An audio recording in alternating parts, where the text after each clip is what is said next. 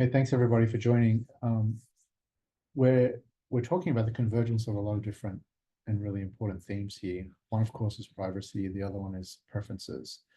But I think how they tie together in personalization is an important trend that we're seeing. So we're here to talk about it. I've got two esteemed colleagues here who I'll let introduce themselves, Jennifer and Wendell. But first, we got to say, like, this is it's a real live webinar. This isn't pre-recorded. How do we show evidence of that? You know, I can tell you where the S&P is trading or something, give you the latest news. But so yeah, we're going to make some mistakes, but that's all part of it. So we appreciate you guys bearing with us. Hey, Jennifer, why don't you go first? Hi, I am Jennifer Peters. I'm the Director of D2C MarTech and Digital Compliance at OLLY. And if you're not familiar with OLLY, if you've ever been to Target and you've walked in and you've turned right, we're always on the first end cap. We're a supplement company. We're known for our delicious and delightful gummy vitamins, and super excited to be here today. Thanks, Jennifer.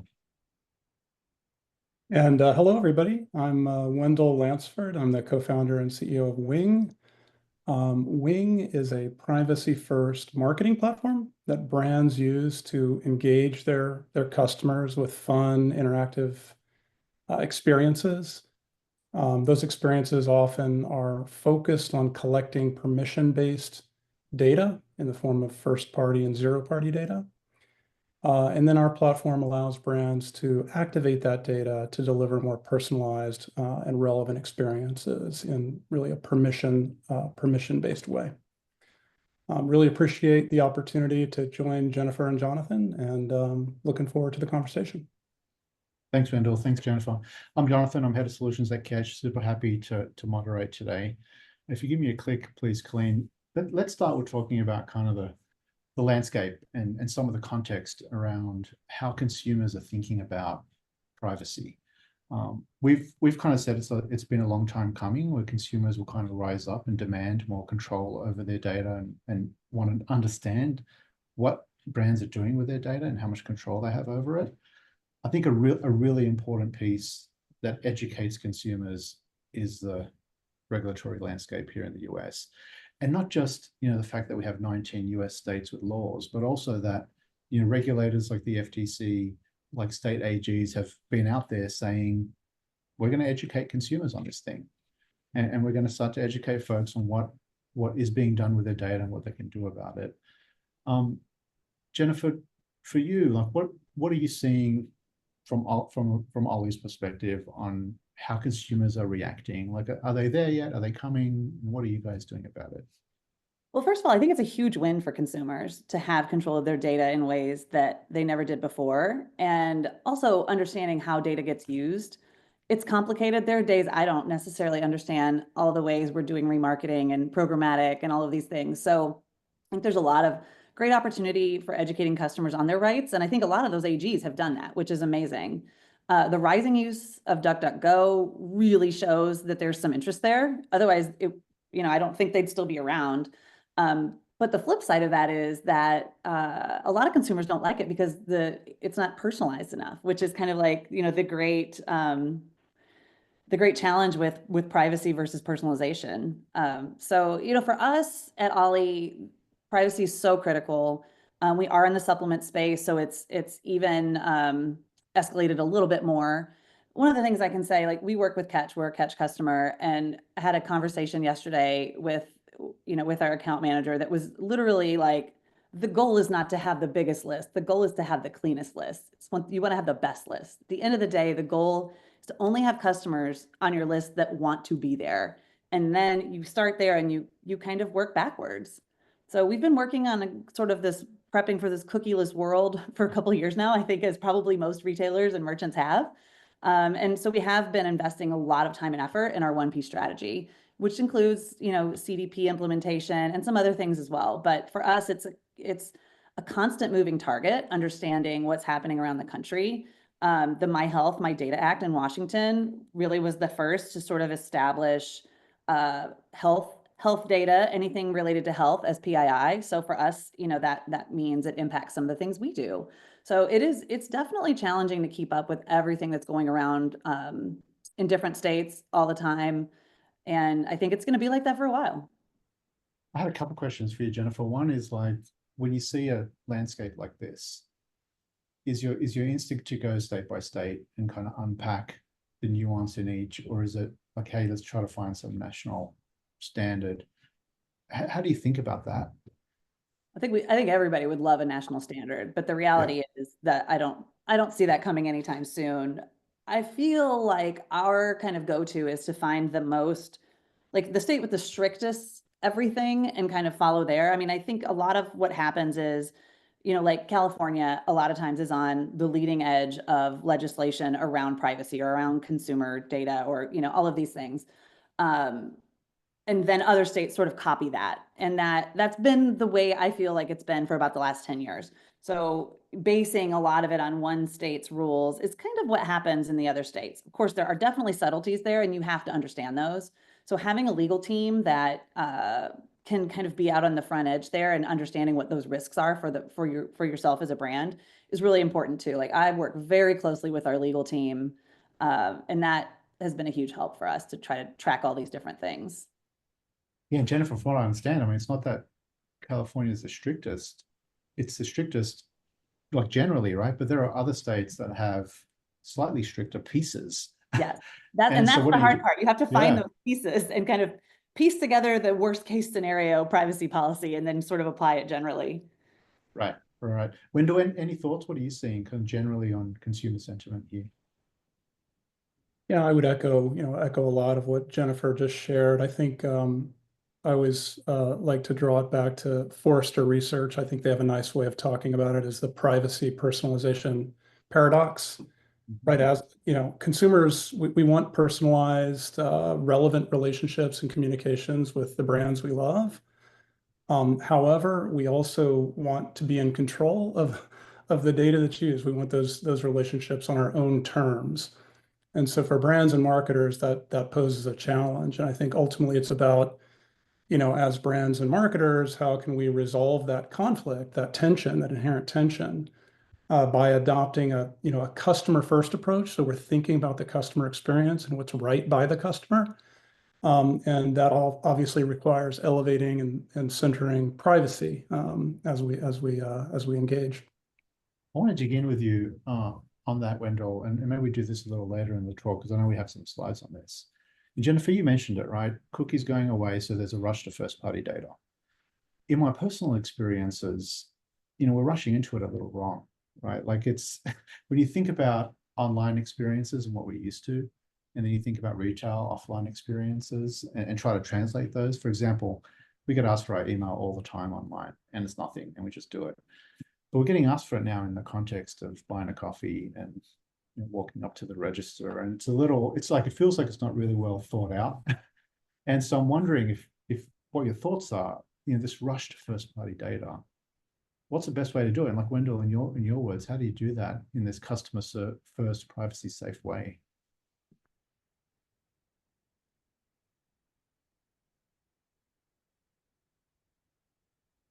Oh, you're on mute, Wendell. Just You can tell us realizing live when someone's on mute. We're live. Just realizing I was muted there. Sorry. Yeah, I think fantastic question, right? The touch points with consumers are proliferating, and brands are, of course, looking to engage across many and many of those touch points, I would say. So, really, the way we think about it is it's almost like a few important steps to take. So, first off, it really starts with what data as a brand do you need? And kind of on the flip side of that coin, what data is actionable to improve the customer experience? So you have to take an inventory of the data you need, but you have to make sure that with the data you're collecting, you're actually going to put to use in service of the customer. If it's not actionable, don't bother with trying to capture the data. A single data point can go a very, very long way. So we work with a lot of large consumer packaged goods, CPG brands. And unlike their e-commerce counterparts, which are rich with data, CPGs are often data poor. And so starting with an email opt-in, to your point, helps build an owned audience, right? It's an audience of people who have raised their hand and said, yeah, I want to have a direct relationship with your brand. That data point's super important for CPGs. And then maybe what's the next most important data point? So what data is needed? An inventory of your data that is actionable. Secondly, you I think have to really look at your customer journey and design experiences for key moments in the customer journey, where those experiences are designed to collect relevant data. So you might be thinking about promotions and sweepstakes to build your own audience and get opt-ins. You might think about gamified experiences to engage customers you already have a relationship with. Post-purchase surveys or what we call offline to online activations, where maybe you're engaging people in a store or at an event, these sorts of experiences. So you have to think about that customer journey and design experiences for that journey. The third piece of it that I think is just vital is value exchange. So when you're engaging a customer and attempting to get to know them better by collecting data, the customer has to have a reason to want to share data with you. And so that's about value. It's about giving the consumer something in return for them volunteering data. That could be value in the moment at the time you're collecting data. Maybe you're delivering a relevant product recommendation as part of a quiz or providing a coupon or loyalty points or something like that, product samples, right? But you should also think about value in the future, because as you build a direct relationship and you get to know your customer better, how are you putting that data to use to improve their relationship with your brand? So both in the moment and in the future, I think is an important consideration when it comes to value exchange. I'm with you, Wendell. There's something about articulating the benefit to the customer when you collect data, in addition to like just privacy principles, like talking about it with transparency and purpose and collecting everything you need.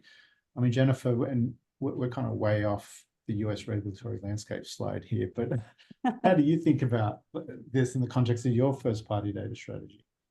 I'm glad we're talking about value exchange because I think that is key to customers' level of comfort around what data they give.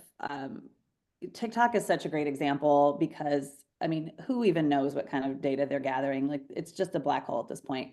But the reality is that entertainment value is outweighing any risk in the consumer's mind of giving that data.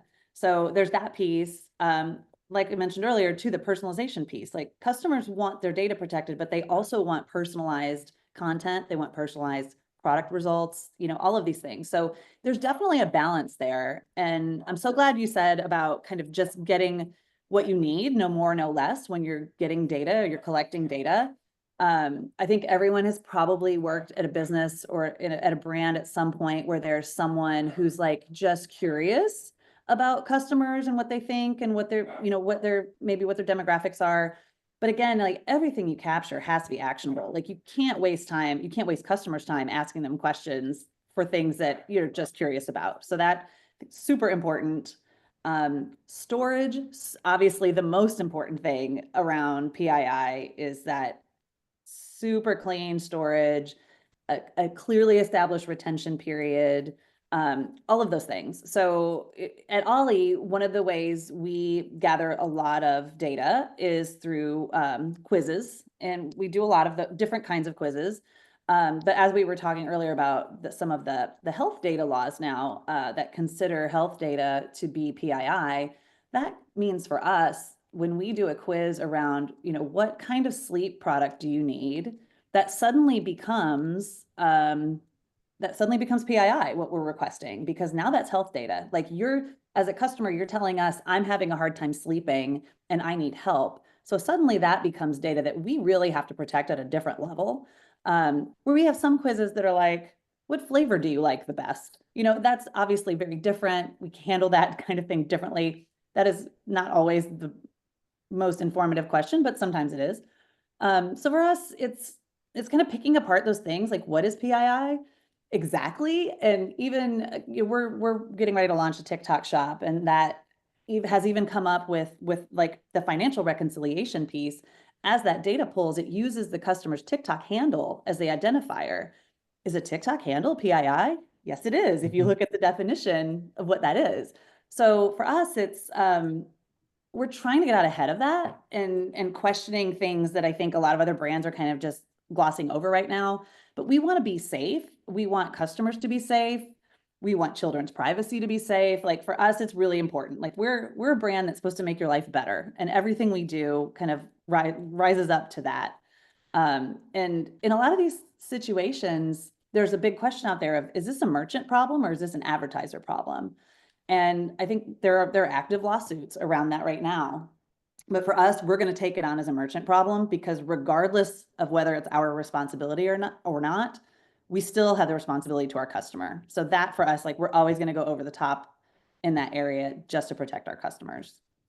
It's a great way to think about it, Jennifer. And it's like sometimes you don't blame them because the laws are so ambiguous around what is PR, especially in this area that you're dealing with this health data, and what can you infer from that? Something like, you know, a sleep attribute as an example. It's so much tricky ground. If we can go back, Colleen, to the slide with the headlines. You know, the other big piece around this is, in addition to enforcement, there's also this just, I mean, you could call it a PR campaign from AGs and others. One of the things that kind of disturbs me a little bit is just the rhetoric that advertising is surveillance capitalism. And it's like, you know, Wendell, you kind of touched on this, right? There's a social contract. We all knew it.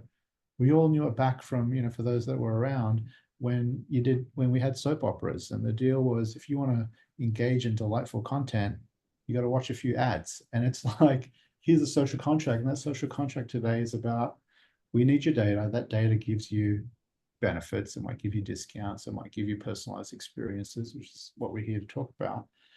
And it's, maybe we lost that a little bit, and it's time to get it back, and time to get it back, Jennifer, with what you're saying, right? This mindset that we're kind of privacy first, we're about trust. When we think about kind of like how consumer sentiment is, let's just say evolving, look at it through an enforcement lens. For me, it started in that post Roe v. Wade world, when there was that intense focus on location data.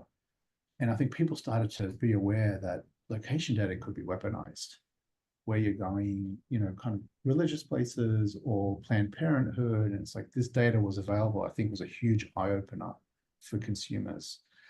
And then we go into just, you know, it's back to that consumer expectation thing. Like the California regs talk about the flashlight app on your phones, and how like that shouldn't track location data. And you know, for a consumer thinking about that, like, yeah, of course, that sounds weird that it would do that. But there are so many examples where apps designed to do one thing are just tracking or collecting data for so many other things. So I'm curious what you think of that. For me, a big one was, you know, post Roe, but also, you know, the whole GM thing, right? When the New York Times talked about how GM, and you know, not to single them out, selling data to data brokers like LexisNexis, I think we all were like, oh yeah, that happens. You know, the period tracking apps. When we had a baby, I love that app where it kind of compared your pregnancy stage to a piece of fruit. Like, oh, it's a mango now. So we love that. But then to find out later that could potentially be used for advertising, like, it's a little jarring, right? So how do you navigate these things? How do you navigate the data types? I mean, Jennifer, you talked about it a little bit. How do you do it at OLLY? Well, we only ask for what we need to make good decisions. One of the things for us is that you can't capture data once and assume that it's always true. I think that has been there's a lot of learnings around that. But we sell supplements for people that are in all different stages of their life. So it can really give us a lot of great context as you see someone kind of in that women's multi-stage, and then maybe adding joints, and then like you can kind of tell the movement of that customer through their life cycle. And our core customer has always been millennial women. So as we know, like, millennials are aging, and we're kind of moving into this new phase of what that looks like for us. We know the demos of our customer, and which is one of the reasons why we're heavily investing in the women's health space. And we just launched a menopause product that is amazing and incredible. We're really excited about it. But knowing that our core customer group is about to kind of move into this stage of life, it helped us kind of prioritize those things that are going to be the products that are really going to be needed. Maybe it's not muscle recovery sleep anymore like it was when you were 28. Now it's something different. Now it's eyes and joints and maybe beauty. But you can't capture the data and assume that that's true forever. You really have to kind of put that in context to understand where the customers are, where they're going, how they might change in between. You can't ask the question once and always assume it's going to be true. So I think keeping that fresh is really important. Making sure there are no silos is also super important. There needs to be one single source of truth of that customer data. Otherwise, you can't maintain it safely and clearly. You need to have a clear owner of who maintains that and who protects that. And you need to have departments like marketing, they have to be fully on board with how you treat data and how, you don't, I mean, even things as little as like, you wouldn't go in your email and send a customer list to another person. Like even that is just the most basic thing that sometimes requires training. And I think that awareness is really important cross-functionally. But if there's silos, then what's going to happen? You're going to have these siloed pockets of data and you won't have that one source of truth. And that is incredibly difficult to manage. For us, that has been a huge focus of us, kind of like what I was talking about earlier as we were kind of preparing for this cookieless world.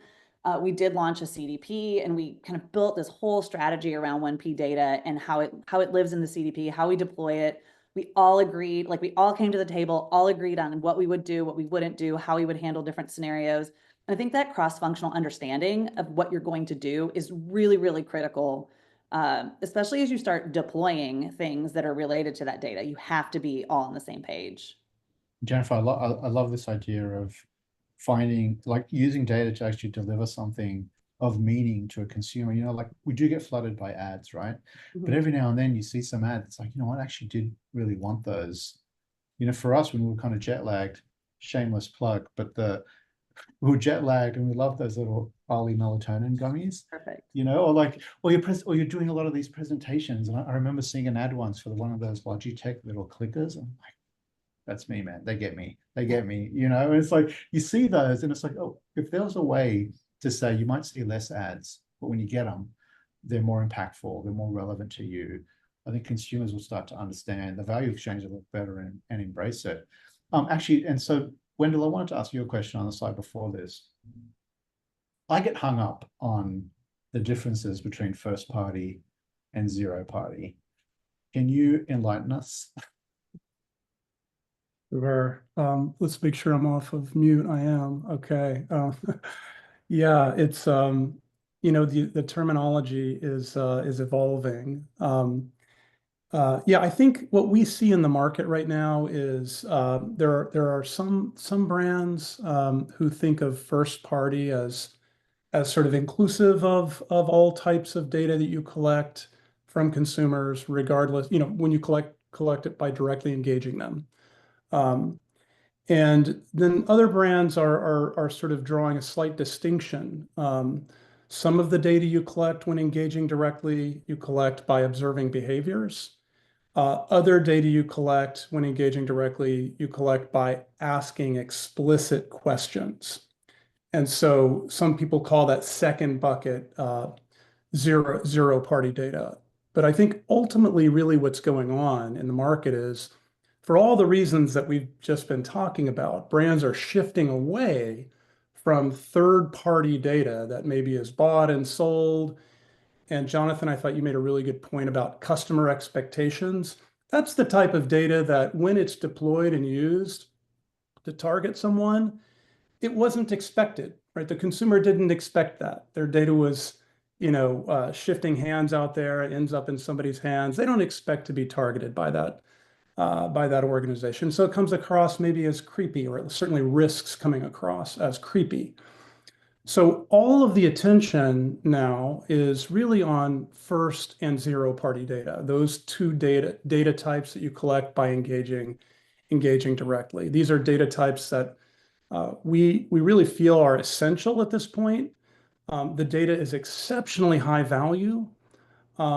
These data types complement one another, first and zero party data. And most importantly, the consumers have opted in, it's permission based. The consumers have opted in to share that data, knowing that it's going to be used and should be used. It's incumbent upon the brands to use to improve that consumer's experience. And I think with that lens, brands really have an opportunity to build a differentiated, permission-based data set that they can then put to use to greatly improve the relationship with their customers across touch points, right? Messaging, communications, content, offers, and so forth. So I'm with you, Wendell, and thanks. I mean, zero party offered by the consumer. It's a place to tap into the value exchange. If you give me something, here's what you get back. It's a classic giving something. First party, I think they understand that's happening. I wanted to talk to you about second party, get your opinion on this, Jennifer. It's for a consumer goods product, you don't always see, right, where folks pick up those products in retail, you don't always see the end of the funnel, right? And so Yep. that's a good example where consumer goods and retail could be sharing data. Seeing a ton of search dollars flow into retail media networks. Oh my gosh, yes. You can't go to a Right? conference talking about retail media networks. That's like the only, that and AI are like the only things we talk about now. And we should talk about AI later, actually. Thanks, that reminds me. No, but like, so how do you think about that? What are you seeing on that front with OLLY? I'm glad you asked that question because it's actually one of the very hardest things in the CPG space for sure. And with us, we have direct consumers. So we do have a lot of really great, incredible, robust data about our customers. However, even there, the channels are different. So the demos in the D2C channel are very different than the demos we have in Amazon and different than who shops on Target.com or who shops at the grocery store and or Walgreens. They're all different customer segments. And we're very lucky in that they are different. There's not a lot of channel cannibalization really for us. But again, we are lucky to have that piece of D2C. So many CPG companies do not have that. However, the challenge that we all face is how to connect those dots. Identity resolution is like one of the hardest things in this space, especially when you're like us, where your business is foundationally brick and mortar. Like that's kind of who we are. That's who we've always been. Digital obviously growing really quickly, super important. But at the end of the day, people buy our products at Target. They buy our products at Walmart. And it's really hard to take that data and try to match that up with who used to buy on olly.com, but now we don't know if they're a churned customer or if they're just buying in a different channel. I mean, it's probably the biggest challenge that we face and CPG brands across the board are facing, and just understanding what happens in stores. Even retailers, they store data differently. Like someone might use their phone number, like Target. I think Target Circle uses customers' phone numbers. That's how they track customers. Walmart might use email addresses. So there's not even one consistent way that these different retailers are capturing customer data. So it's continues to be really challenging. I keep hearing these like crazy stories about companies, a lot of startups working on how to understand customer in-store behavior using a lot of cameras and other things that they have already in place, maybe for security. So that sounds kind of invasive and a little scary, but also to have that data in the space where we work would be amazing to be able to connect those dots and be like, oh, look, they picked up 4 different products in their hand before they took the one that they walked away with. So that is, I mean, I think that if somebody could answer this question, boy, they would make a lot of money. But it's really hard. Even the second party data is really challenging because it just doesn't, it's not consistent. It's really, really hard to match that up.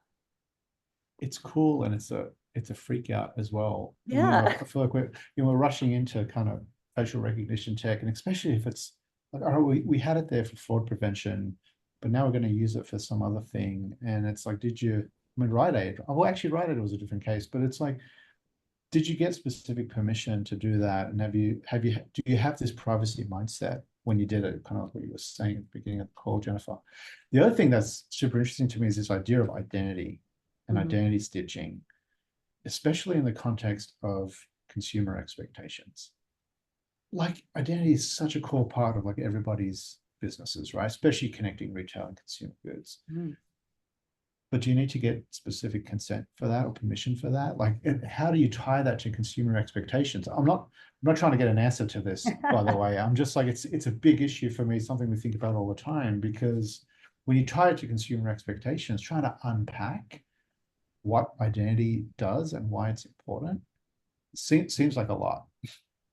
It's a huge challenge. It's definitely, I don't even know that anybody's halfway there on solving that problem. It's a lot of assumptions. At the end of the day, we have to look at each channel and look at the data that we have for each channel, and we do have to make a lot of assumptions. And it's not great. It's one of those things that we're going to have to get better at, and we're going to have to get retailer cooperation in kind of filling in those blanks for what customers are doing in their store and who they are. But a lot of those retailers don't really want to share that information either. So I think that is going to continually be a challenge because everyone wants to protect their data, which is great. And even thinking about, I don't know, I'm just going to use Walmart as an example. This is not real, but just as an example, they probably don't want to tell us, oh, your customer that used to shop on D2C or Amazon is now shopping in our store. Like, they're not going to tell us that. And I wouldn't tell them that. So I think it does kind of come back to that, like, everyone's really protective of their data because they really want to protect the consumer. But then you are sort of paralyzing yourself downstream when you are trying to connect all those dots of where those people are. Gotcha. Thanks, Jennifer. Hey, Wendell, we've got a couple of questions coming in that I might send your way. Seems like it's totally your jam. All right, so one of them is, the implementation of a preference center and personalization that's based on preferences. Is zero-party data stored in the advertising cookie and presented in the preference center for the customer to always be able to manage this data?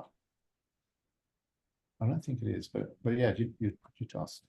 Yeah, let's talk about preference centers. I also want to loop back to, I think, some of the very insightful comments that Jennifer just made. So when it comes to preference centers, I think historically preference centers were sort of places to go to opt out whenever you opted in previously, right? And let's talk about just that for a minute, because there's something there, which is, in order for a consumer to share their data with your brand, that consumer needs to trust that they can update, change, basically that they're in control of that data.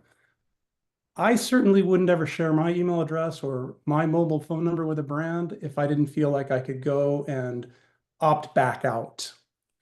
So that's sort of the traditional I think, view of what a preference center is a place to go opt out or maybe change my topics of interest for email communication or my frequency of communication.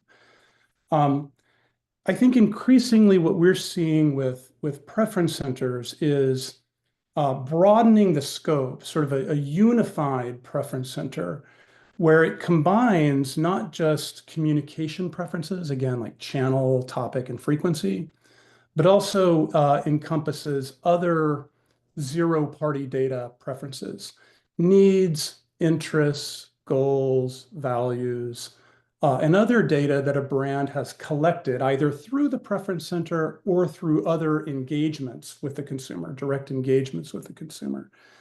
So here's and I think a really interesting example, Spellbinders, which is a customer of ours, and you can see they've got sort of personal information that they've collected, so name and phone number and Instagram handle, of course, communication preferences, but then also the personal context that Spellbinders can use to build a deeper, more meaningful connection with their customers. So how I craft, like what tools or machines are you using for crafting?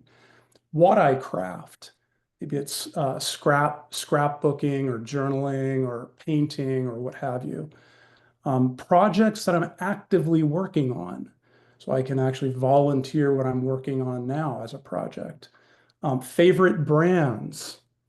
Of course, this is a D2C customer, but we have others that want to know preferred channels, preferred retailers. To Jennifer's point earlier. You have very, very different audiences working in your, direct to consumer relationship versus your target relationship. And it's good to know that. So a preference center ultimately, I think, empowers the consumer, gives them transparency, choice, and control. I think, Jonathan, you've mentioned that before, over the data and over their relationship with the brand. They can keep the data up to date. They can fine-tune their relationship with the brand. And again, I think, like I said earlier, when it comes to email opt-in and opt-out, this gives the consumer trust, right? I can come in, I can update, I have control over my relationship. So I think that's the context. Again, I think as a business, as a brand engaging consumers, you really want to give the consumer as much control or control over as much data as possible. So if you're collecting data with a preference, or sorry, with maybe a product finder quiz, and you're collecting data with promotions and so forth, ideally, when you collect data, you communicate to the consumer that this is data that we would love to use if you give us permission to personalize our relationship with you. You can always come and update and change your data at any time in our preference center. And that's what you see here with a company like Spellbinders. And maybe just to kind of close the loop on this, ultimately, like as a consumer, why is this helping my relationship with the brand? Well, one of the ways that Spellbinders does this is they use our platform to personalize their website. So on product category pages, if a consumer's favorite brands are known, then there's a section of that product category page that features the favorite brands. So that would be an example. You're improving the website experience. You know, Spellbinders also is improving the communication with the consumer by sending more relevant emails, right? And email open rates are abysmal, but they're really abysmal if you're not personalizing. If you personalize and you're able to communicate keywords, key brands, key areas of interest to a consumer, you're going to pique their interest, and you may well drive some significant improvements in responses. Wendell, I love it. You know, I imagine a world where there isn't cookie banners when we first jump on websites that we just kind of swat away to get what's behind it. And, you know, brands actually ask us what we want. When I look, from what I know about people in the paper arts, you know, they're going like with Spellbinder, they're going to jump on, they're going to give you all that data, right? Like it's kind of part of it. I think I saw a good example of this with Stitch Fix, I think, as well, where it's like a 45-minute experience, right? What would you recommend for brands that maybe don't have that kind of upfront investment from their customers? And, you know, maybe some of this personalization happens like as they flow through different pages of the website, you know, like, and the reason I say this is one of the things we're working on at Ketch is an idea that anywhere you are on the page, there might be a data point. You could ask permission to, you know, start this, you know, progressive profiling, if you will. Yeah, great point. I think that, yeah, again, it's really being thoughtful about the customer journey that matters so much. You just made you know, a point of like progressively getting to know someone better. I think that's exactly the right mindset. And this is tying it back, I think, Jennifer, to what you said earlier, and the importance of having a single source of truth. In order to progressively get to know someone better, you need a single source of truth, because you don't want to be asking the same question twice. If somebody's already provided you know, their favorite brand to you, or, you know, something of that nature, you don't want to ask them that same question again next week. You already know the answer to it. So you've got to have a system of single source of truth. Your systems have to be talking to one another. So super vital. What we see on this, I think, slide here is a customer of ours. We work with Unilever Canada. And so Unilever Canada thinks hard about their customer journey, like we were talking about before, and intentionally designs experiences to engage people with fun, interactive types of experiences, value exchange baked in, and they get to know their consumers better and better over time. So as you see on the left, a variety of experiences that various brands might deploy. Maybe it's sweepstakes, maybe it's instant wins, maybe it's sampling programs, maybe it's gamified experiences. Once a consumer has, again, raised their hand and opted into a direct relationship with Unilever Canada by opting into maybe an email list, Unilever Canada immediately delivers them a welcome to Unilever onboarding quiz. Kind of like what you talked about with Stitch Fix, right? There's an onboarding quiz that takes a long time with Stitch Fix. They gather a lot of tremendous data. This is Unilever. Unilever is a very different animal, and they do something very intentional, which is when somebody is opted in, let's learn about what's most relevant to them so that we can be more relevant in our future communications, improving our open rates and decreasing our opt-outs and so forth. So that onboarding quiz or that welcome series asks questions like, which brands are you most interested in? What types of content and offers do you value the most? When you are shopping for food, what are the things that you're looking for? Natural ingredients or convenience? Where do you shop? Do you shop at Whole Foods? Do you shop at Safeway? Do you shop at Target? So that retail channel we talked about before. So those are tremendously valuable insights that they then put to use by segmenting their audience and delivering relevance in follow-up email communications. So again, ultimately, I think it goes back to thinking hard about that customer journey and being very considerate of the consumer perspective and how you're engaging them and what data you're asking for. Thanks, Wendell. Hey, I wanted to, in the couple of minutes we have left here, Colleen, if we can show slide 7 and talk a little about what responsible data collection looks like. And Jennifer, you kind of said this at the very top of the call, that one of the things you really care about is retention, the retention period, and that customers actually care about how long you're storing data. We did a study a couple of years back with IPG and Magna, and we asked consumers, what do you care about when it comes to privacy? But the way that we asked it was, what would make you spend more with a brand? Like, what increases purchase intent? What increases your brand preference? And in the US, for some reason, we did it in the US and the UK, the retention period, how long you were storing data, drove 50% of the value, which was interesting. And the US was super focused on how long you keep my data for, whereas in the UK, it was about transparency. It was about what are you doing with data, which is super interesting. It supports what you're seeing with OLLY. And of course, data minimization. Are you collecting what you need? I mean, that was a big piece of it as well. But what we found is that companies that do this right, that have responsible data collection, drove 17% more purchase intent. Now, it's not for every consumer, right? Some may not be privacy forward, but I think we're entering a world where more and more are, because of the awareness of privacy increasing. So I want to ask each of you for any closing comments or advice that you'd have for everybody listening. And thank you so much for kind of sharing and being so generous with your perspectives here. I love those stories. Jennifer, do you want to go first? Sure. For OLLY and for myself, we always want to be the ones who are the safest. We're a Unilever brand too, so I hope OLLY Canada is available in that OLLY in the Unilever Canada quiz. For us, we are part of a large organization. There is a lot of attention that can be brought on anything that any brand that's a Unilever brand. Honestly, I do think we're under a little bit more scrutiny because of who we are associated with. And that drives us to be always on the cutting edge of risk management and security and protection and retention period and kind of all of these things we have to have established. It's different if you're a startup, you've been selling on D2C for 6 months, you have time. But I think for us, the standard's a lot higher.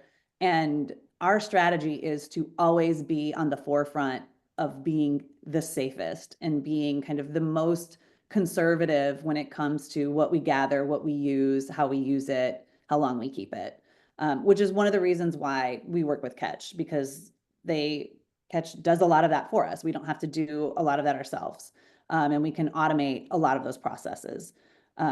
So for us, we are always going to be the ones who are asking the most questions of ourselves to make sure we're doing it the right way, but also staying very informed on what's happening state by state and how that's going to change over time. Thanks, Jennifer. And your favorite OLLY vitamin is which one? My favorite OLLY product is Hello Happy. They are fluffy worms and they taste amazing and they work great. I love them. They're my favorite. Thanks, Jennifer. Wendell, any closing comments from you? Yeah, I think maybe just a couple things. You know, a lot of what we talked about today, you know, OLLY is doing a great job of and probably leading in the industry. Not everybody's that far along yet, and I would suggest that you know, brands that are just starting this journey, you can start small. You can get very focused on one or two data points. Think about how to best collect those data points in a way that the consumers will enjoy and appreciate, and start to get real value real quickly. And then you can build from there. I'd say at the other end of the spectrum, we do work with a number of global organizations where they've got you know, a whole portfolio of brands. They're in 40 or 50 countries. And they've got local market teams and local agencies activating consumers. So they have a whole other challenge with governance. And so we think about sort of those two extremes, the very simple starting points and the sort of global challenges that big enterprises have. And so if you think about on the global side, it's very different, right? You've got to ensure privacy compliance in local markets, local countries, where all the digital experiences are being done differently with different teams. You've got to make sure you've got ways to collect data, normalize data, and actually make it usable while staying on the right side of the privacy laws. So two different ends of the spectrum, but I think it's important to keep in mind that you can be very practical and you can solve these problems step by step. Thanks, Wendell. You're doing some cool stuff. I appreciate everybody listening, and Jennifer and Wendell especially. Thanks for sharing your perspectives. I mean, I think this area that we're in with privacy and preferences really coming together in this world that consumers are super aware of privacy and how their data is being used and how that data is used for personalization. I mean, this is it. This is why we brought you all together. So I appreciate it. Thanks everybody for listening. Thank you all. Thanks for All having right, us. go on.